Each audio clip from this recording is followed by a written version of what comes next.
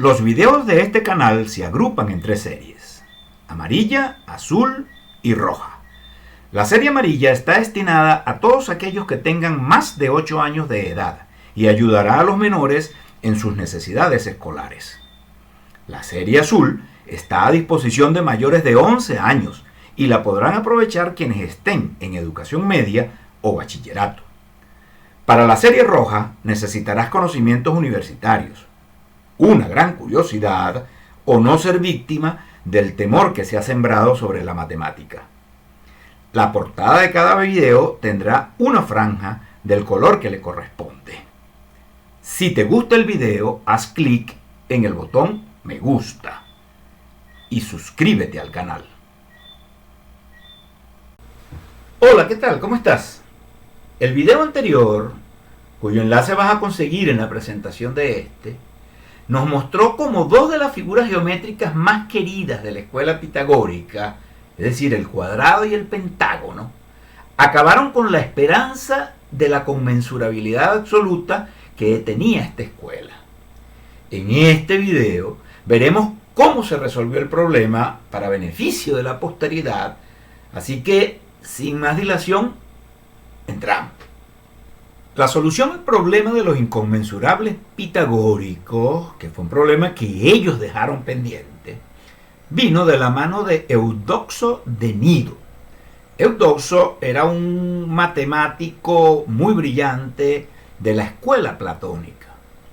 El aporte de Eudoxo está recogido en los elementos de Euclides. De hecho, está recogido en el libro 5 de los elementos de Euclides.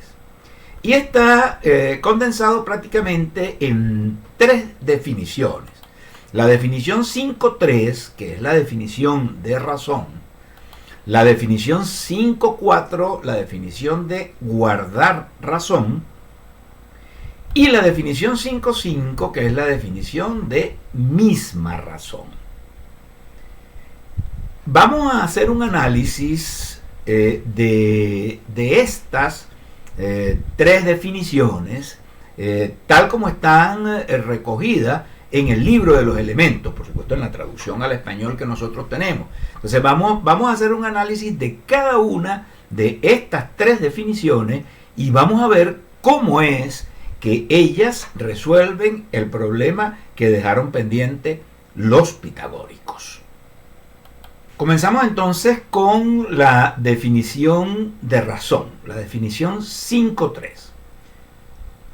Define así Euclides: una razón es determinada relación con respecto a su tamaño entre dos magnitudes homogéneas. Recuerda lo que conversábamos en el video anterior sobre la necesidad de la homogeneidad de los términos de una razón. Ahora bien, esta definición es una definición que está envuelta en la polémica. Recibe muchas críticas. Una de las primeras es que es una definición vaga y muy general. Una definición que por poco contenido tiene, por supuesto, poco valor de uso. Aparte de esto, se piensa que podría ser apócrifa, es decir, no proveniente del propio Euclides. Y además, la tercera posibilidad es que sea una interpolación. ¿Qué es esto de una interpolación? A nosotros nos han llegado los textos griegos por la obra de los copistas. Los copistas eran unos héroes que tomaban estos libros y los copiaban a mano en los pergaminos. Entonces, algunas veces los copistas, o regularmente los copistas, eran personas que conocían la materia que copiaban. Y entonces algunas veces introducían dentro del texto cosas que pensaban que hacía falta. A esas cosas se le llama una interpolación. De hecho, Simpson dice que esta definición puede ser una interpolación de un copista menos inteligente que Euclides. Entramos entonces a analizar la definición 5.4, la definición de guardar razón. Dice así: se dice que guardan razón entre sí las magnitudes que al multiplicarse pueden exceder una a la otra. ¿Te parece vago? Posiblemente sí, porque desde el punto de vista del estándar de lo que es una definición para un matemático moderno, esto es una definición vaga. Sin embargo, contiene una clave importante, bien analizada, contiene una clave bien importante para la solución del problema que estamos intentando resolver. A ver, veamos, aquí tenemos las dos figuras que han sido problemáticas en todo este discurso que hemos dado. El cuadrado y el pentágono regular. Y en ambas hemos señalado su lado y su diagonal, que ya sabemos que son inconmensurables. En principio, la diagonal sabemos que es mayor que el lado. Esto es lo tenemos de arranque. La diagonal es mayor que el lado. Sin embargo, cuando cortamos en ambas figuras la diagonal por el lado, el restante que queda es menor que el lado. De manera que podemos decir que el doble del lado es mayor que la diagonal. Pero el doble de la diagonal es mayor que el doble del lado. ¿Qué es lo que estamos haciendo con esta secuencia de desigualdades que tenemos acá? Mostrando que cada vez que un múltiplo de una de cualquiera de estas dos magnitudes supera a la otra, puedo encontrar un múltiplo de la otra que supere a ese múltiplo de la anterior. Acá la diagonal supera al lado. Dos veces la diagonal, dos veces el lado, supera a la diagonal. Luego dos veces la diagonal supera a dos veces el lado y puedo seguir construyendo cualquier secuencia de esa manera, de secuencia de desigualdades donde por un lado, donde primero esté la diagonal y luego el lado, o luego el lado primero y la diagonal después. Muy bien, esta definición es lo que hoy por hoy llamamos el principio de Arquímedes, y vamos a enunciarlo en su formulación moderna. Si A y B son dos números reales positivos, entonces existe un número natural tal que n por A es mayor que B. Principio de Arquímedes. Y el hecho de que lo llamemos principio de Arquímedes es una de las tantas adjudicaciones falsas que se han hecho en la historia de la ciencia, porque el principio realmente no es de Arquímedes, sino de Eudoxo. Pero en realidad en este caso la adjudicación adquirió sentido por el hecho de que este principio era en las manos de Arquímedes, sirvió para demostrar una gran cantidad de resultados importantes. Este principio garantiza que no puede existir una magnitud máxima. No puede existir una magnitud máxima porque según el principio, cualquier magnitud puede ser superada por un múltiplo de una menor. Y este principio ya era conocido, ya fue en cierto sentido previsto por Esopo, antes de Eudoxo y inclusive antes de Pitágoras, en la famosa fábula de la liebre y la tortuga. Simplemente la liebre se echó a dormir y la tortuga, paso a paso, fue acumulando múltiplos de un paso corto hasta que logró superar la posición en donde el conejo se quedó dormido, y cuando el conejo se dio cuenta, pues ya era muy tarde para recuperarse. Entramos ahora a la joya de la corona, la definición 5.5 o definición de misma razón. Vamos a leer, esta es una definición que ha sido durante toda la historia muy problemática y que ha generado muchísima polémica. A ver, leamos.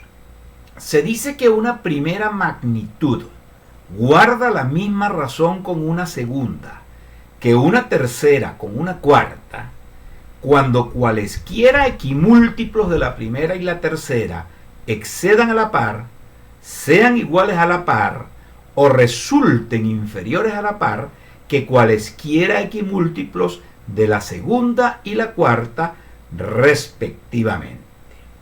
Bien, no nos vamos a meter en en todo el problema histórico y vamos a entrar de una vez a la interpretación que vamos a dar por definitiva de esta definición. Se trata de lo siguiente, vamos a ver, acá tenemos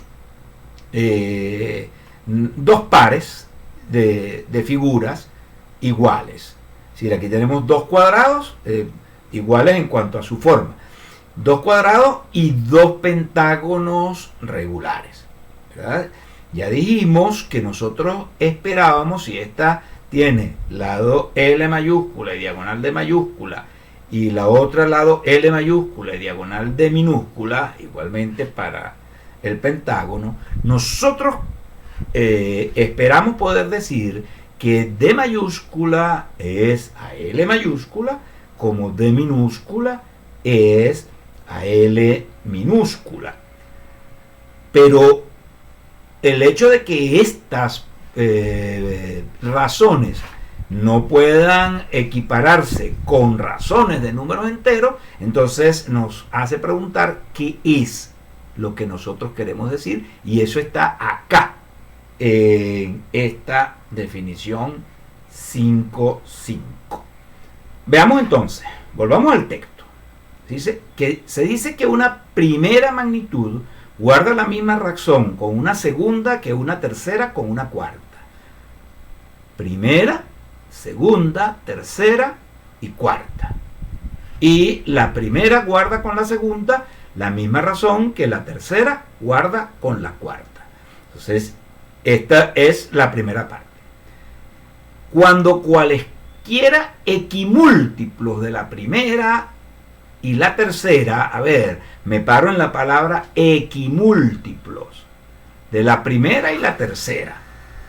Bien, excedan a la par, sean iguales a la par y salto hasta donde dice equimúltiplos de la segunda y la cuarta. A ver, equimúltiplos de la primera y la tercera, es decir, estoy hablando de D mayúscula y D minúscula. D mayúscula y D minúscula deben ser multiplicados por la misma cantidad, por el mismo número, equimúltiplos, ¿verdad?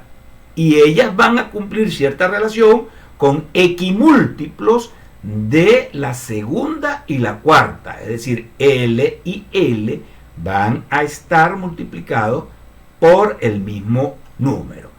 Entonces, en principio la situación es así, sean M y N dos números enteros, ¿verdad? Muy bien. Este número es el que va a multiplicar tanto a D mayúscula como a D minúscula, el M. Y el N, por su parte, va a multiplicar a L mayúscula y a L minúscula. Bien, ahora vamos a la parte de la comparación entre esos múltiplos. Dice, cualesquiera equimúltiplos de la primera y la tercera excedan a la par. A ver, lo que estoy diciendo es que si M por D es mayor que N por L en las mayúsculas, entonces M por D va a ser mayor que N por L también en las minúsculas. Sean iguales a la par. Estoy diciendo que si M por D es igual a N por L en las mayúsculas, entonces M por D debe ser igual a n por L en las minúsculas. O resulten inferiores a la par. Entonces ahora estoy diciendo que si m por d es menor que n por L en las mayúsculas, entonces m por d es menor que n por L en las minúsculas. Este es la formulación moderna, la interpretación moderna del contenido de la definición 5.5. Entonces, repitamos porque es importante. D es a L, de mayúscula es a L mayúscula, como de minúscula es a L minúscula, quiere decir que si tenemos dos enteros m y n, entonces si m por d es mayor que n por L, entonces m por d es mayor que n por L. Si m por d es igual a n por L, entonces m por d es igual a n por L. En cada caso, tú harás el cambio de mayúsculas a minúsculas. Y si m por d es menor que n por L, entonces m por d es menor que n por L. El orden que satisfagan estas tiene que ser el mismo que satisfagan estas que están acá. Pero podemos intentar una interpretación incluso más fina de las definiciones. A ver, vamos con la 5.4, la definición de guardar razón. Y aquí tenemos dos magnitudes D y L que están en razón D es a L. Esas magnitudes son la diagonal y el lado de un cuadrado. Muy bien, vamos a elaborar este modelo que estamos viendo acá. ¿Qué modelo es ese? Bueno, este segmento de acá es la congruente con la diagonal del cuadrado. Y lo vamos a copiar a continuación de sí mismo todas las veces que nos haga falta. Con ese procedimiento estamos consiguiendo múltiplos enteros de la diagonal. 2D, 3D, 4D, hasta donde haga falta, como ya hemos dicho. Y abajo vamos a hacer lo propio, pero con el lado. Aquí está el lado, 2 veces el lado, 3 veces el lado, y así hasta que nos haga falta. ¿Qué es lo que dice la definición de guardar razón? A ver, aquí tenemos un múltiplo de la diagonal. Bueno, este múltiplo del lado lo sobrepasa. Pero por aquí conseguimos un múltiplo de la diagonal que sobrepasa a este. Y acá conseguimos un múltiplo del lado que sobrepasa a este. Es decir, siempre vamos a conseguir un múltiplo de una que sobrepasa a cualquier múltiplo de la otra. Allí está la definición de guardar razón reflejada en este modelo. Muy bien, ahora vamos hacia la definición 5.5, que es la definición de misma razón. Pero para eso necesitamos otra razón. Y entonces acá tenemos otro cuadrado. Aquí tenemos otro cuadrado de diagonal D minúscula y lado L minúscula, para el cual hicimos el mismo proceso. ¿Verdad? Acá está múltiplos enteros de la diagonal y aquí están múltiplos enteros del lado. ¿Y cómo es que este modelo nos ayuda a entender la definición de misma razón? Veamos lo siguiente. Escojamos un múltiplo cualquiera de D mayúscula, digamos 3D mayúscula. 3D mayúscula está entre 4L mayúscula y 5L mayúscula. Pues bien, 3D minúscula también está entre 4L minúscula y 5L minúscula. Por ejemplo, acá tenemos 3L mayúscula y 4L mayúsculas están entre 2D mayúscula y 3D mayúscula. Pues muy bien, 3L minúscula y 4L minúscula también están entre 2D minúscula y 3D minúscula. Aquí hay un caso interesante. 5D y 7L parece, a primera vista pudiera parecer que coinciden, lo cual es imposible por el hecho de que estamos hablando de cantidades inconmensurables. Entonces, pero mirando un poco mejor, nos damos cuenta de que 5 de mayúscula está ligeramente por delante de 7L mayúscula. Bueno, 5 de minúscula está ligeramente por delante de 7L minúscula.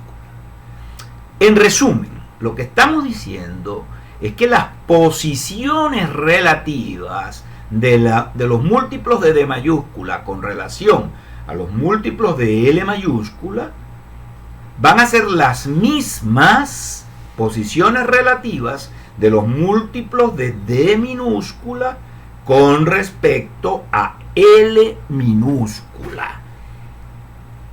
Es más, si nosotros moviéramos, si nosotros perturbáramos el sistema de alguna manera, digamos, en vez de tomar la longitud igual a esta, tomamos una longitud, digamos, una centésima mayor o una centésima menor, ya los dos, en algún momento sucederá que las posiciones aquí abajo no coinciden con las posiciones relativas aquí arriba. Entonces, realmente la posibilidad de asegurar que las posiciones relativas coinciden es por el hecho de que estamos hablando de diagonal y lado de dos cuadrados distintos. Y la razón de que se mantengan esas posiciones relativas es el hecho de que ellas cumplen con el concepto con la definición de misma razón.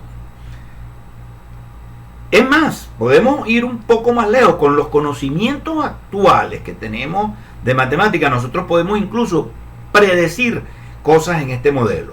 Nosotros podemos decir, por ejemplo, que 100D está entre 141L y 142L. No importa si es en mayúscula o minúscula, pero 100D está entre 141L y 142L. Mucho más lejos puedo ir.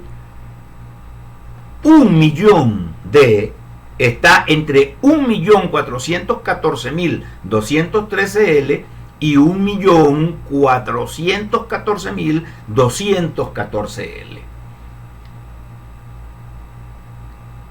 Posiblemente ya te diste cuenta por qué podemos hacer esa predicción.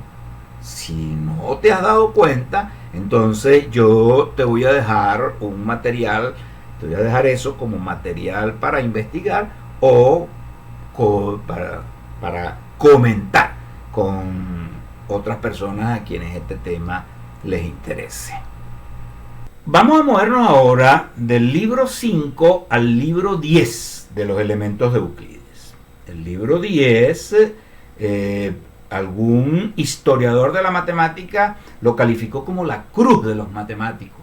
Es posiblemente el más difícil de los 13 libros de los elementos de Euclides y el más largo de todos ellos, ¿no? Ahora, es un libro precisamente sobre los inconmensurables. El libro 10 es un libro sobre los inconmensurables. Y la proposición 10.1 del libro 10, la primera proposición, fíjate, ya estamos hablando de algo que necesita ser demostrado. En el libro de Euclides, lo que hoy llamamos teoremas, él lo llamaba proposiciones. Entonces la proposición 10.1, la primera proposición del libro, es realmente una formulación inversa de la definición 5.4. Vamos a leerla. Dice: dadas dos magnitudes desiguales, si se quita de la mayor una magnitud mayor que su mitad y de la que queda una magnitud mayor que su mitad y así sucesivamente, quedará una magnitud que será menor que la magnitud dada. Bueno, veamos cómo es eso. Realmente la lectura es bastante sencilla, no tiene la dificultad, por ejemplo, de la definición 5.5. Pero veamos la situación. La situación es esta que tenemos acá. Aquí tenemos dos magnitudes, una mayor que la otra, considerablemente mayor que la otra. Bueno, muy bien, aquí dice, lo que dice la proposición es que si yo continuamente resto de esta magnitud más de la mitad, por ejemplo acá, bien, todavía en este momento sigue siendo mayor, pero puedo restar más de la mitad. Bueno, resté más de la mitad y todavía sigue siendo mayor. Ahora, en este caso, resté más de la mitad y ya la hice menor. Entonces, la proposición 10.1, que se demuestra a partir de la definición 5.4, es una formulación inversa de esta misma definición, puesto que establece que no puede existir una magnitud mínima, puesto que cualquiera puede ser alcanzada por otra quitando más de la mitad. De hecho, al final de la demostración, Euclides reconoce que lo que hace falta quitar no es más de la mitad, sino es exactamente la mitad. Si quito la mitad, luego la mitad y luego la mitad, llega un momento en que consigo una magnitud que es menor que la más pequeña. Como consecuencia de esta proposición 10.1, tenemos la proposición 10.2, que es una constatación de inconmensurabilidad. ¿Qué dice la proposición 10.2? La proposición 10.2 dice: si al restar continua y sucesivamente la menor de la mayor de dos magnitudes desiguales, la restante nunca mide a la anterior, las magnitudes serán inconmensurables. Bueno, nosotros tenemos ya dos ejemplos de esta proposición 10.2. El primero de ellos, el cuadrado. Entonces, a ver, lo que está definiendo acá Euclides con este enunciado es un proceso antifairético, un proceso de antifairesis que no termina. Veamos, en el cuadrado, al cortar la diagonal por el lado, queda un sobrante. Ese sobrante se mete dentro del lado, cabe dos veces y deja un pequeño sobrante. Ese pequeño sobrante cabe dos veces en el sobrante anterior, pero va a dejar un sobrante. Ese sobrante cabe dos veces en el sobrante anterior y así sucesivamente. Esto fue lo que vimos en el video anterior. Bien, eso entonces, de acuerdo a la proposición 10.2, lo que dice es que la diagonal y el lado de un cuadrado son magnitudes inconmensurables. Pero desde el punto de vista moderno, esta inconmensurabilidad se convirtió en la irracionalidad de la raíz cuadrada de 2. Ah, perfecto. Nuestro otro ejemplo es el de el pentágono. En el pentágono regular tenemos la situación de que si la diagonal del pentágono la cortamos por el lado, se produce un corte áureo. La parte menor del corte, en este caso FC, llevada sobre el lado, entonces reproduce el corte áureo. Bueno, de manera tal que esta, llevada sobre esta, reproducirá el corte áureo y así indefinidamente. Nunca vamos a medirla. Y entonces la diagonal y el lado del pentágono regular, de acuerdo a la proposición 10.2, son magnitudes inconmensurables. Modernamente, esto es la irracionalidad del número áureo phi, igual a 1 más raíz de 5 sobre 2.